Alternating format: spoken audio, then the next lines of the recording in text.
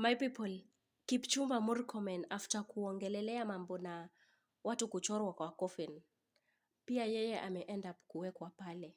And let me tell you, I think to this point Kenyans are very tired. Yani there's nothing you can dare Kenyans about. I think saizi kitu wa Kenya wanaogopa ni ile your battery is very low, ama iko 1% na they don't have any means ya kuchaji ile simu, ama kama mtu anatumia data ile depletion text, your MBs have been depleted. I think that's the only thing Kenyans wanaogopa kwa sasa, because up to this point if the government cannot see that the youths are very much idle, na unapata watu kama hawa si ati watu hawakwenda shule, no, these people are very much creative, na these people ni watu walienda shule, they need jobs, and you as a country, why can't you provide Kenyans with job, at least small job opportunities, at least kila mtu ajishikilie pale. Hizi vitu zote zinafanyikana because of idleness. Yani watu wanaenda university wengi, wana graduate wengi, alafu wanarudi nje wote wanakaa bila makazi. Then you expect such things zisi happen. I think hizi vitu zenye zina happen, they are featuring something that the government should look upon. I'm telling you the truth. So nyinyi kuona vitu kama hizi, Wakenya wamechoka. They need your voices to be raised upon them. At least wapate place ya kujifichia, hata kama ni kidogo baada ya mwezi.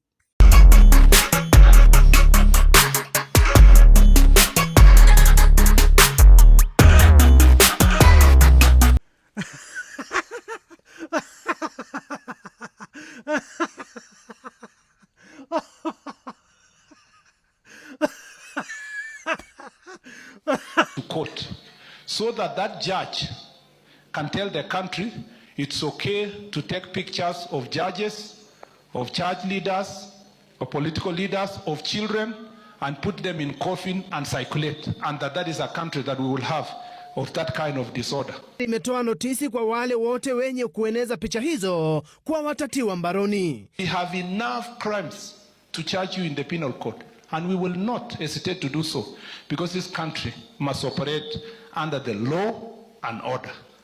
And please, nobody can scare us about that. Mimi, I don't do politics anymore. Ile siasa tulikuwa tunafanya hapa kidogo kidogo, hapana. My job is to maintain law.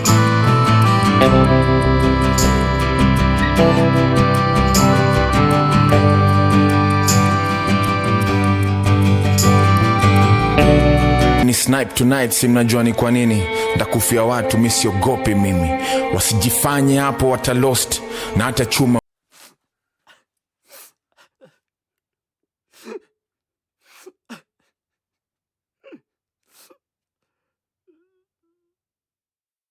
This is a very expensive watch. Yeah, very. This is Casio G-Shock. This is according to social media. Yeah, not according to me. Okay. According to social media, this watch costs about, I think I saw 400,000 or 700,000. But this is a very important watch to me. I can tell you a small story. Okay.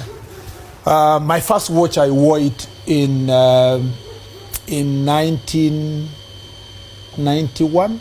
Yeah, I was then in class 6. My first watch. Okay.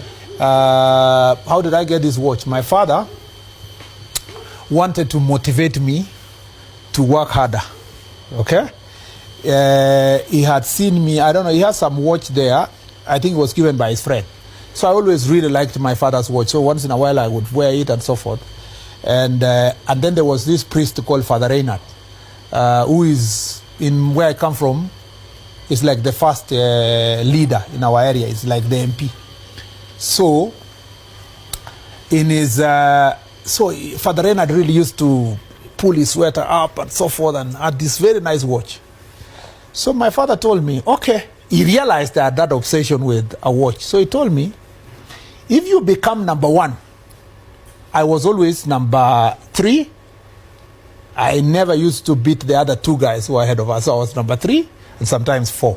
So he told me, if you become number 1, I'll buy you a watch.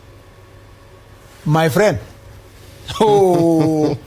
I read, revised, read in one term. I became number 2. But this number 2, my teachers could not allow me to become number 1. Because they were wondering how suddenly in one term, I have moved from consistent number 3, number 4 to number 1. It's not possible. So I remember it was home science. I had got 88 marks, and I think the other guy got 87 or something like that.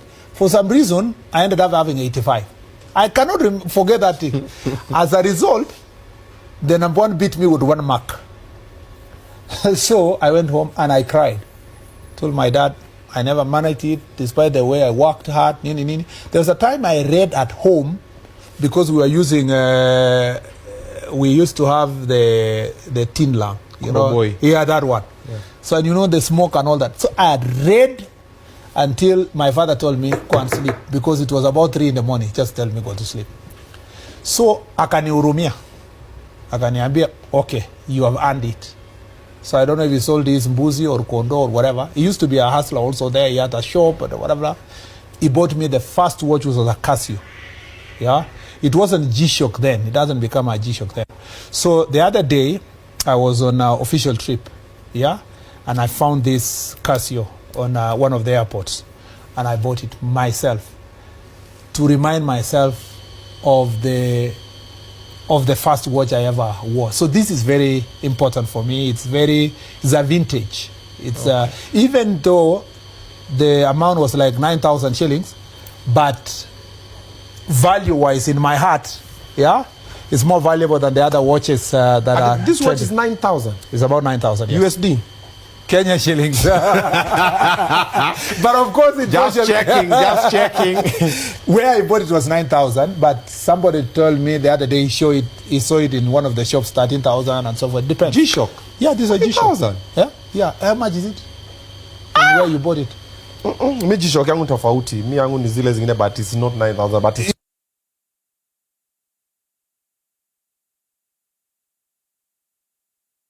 My people, Kipchumba Murkomen after kuongelelea mambo na watu kuchorwa kwa coffin, pia yeye end up kuwekwa pale.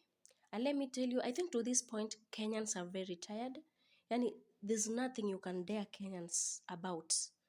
I think saizi kitu wa Kenya wanaogopa ni ile your battery is very low, ama iko 1% na they don't have any means ya kuchaji ile simu, ama kama mtu anatumia data, ile depletion text, your MBs have been depleted. I think that's the only thing Kenyans wanaogopa kwa sasa. Because up to this point, if the government cannot see that the youths are very much idle, na unapata watu kama hawa si ati watu hawakwenda shule. No, these people are very much creative. Na these people ni watu walienda shule. They need jobs. And you as a country, why can't you provide Kenyans with job? At least small job opportunities. At least kila mtu ajishikilie pale. Hizi vitu zote zinafanyikana because of idleness. Yani watu wanaenda university wengi, wanagraduate wengi, alafu wanarudi nje wote wanakaa bila makazi. Then you expect such things zisi happen.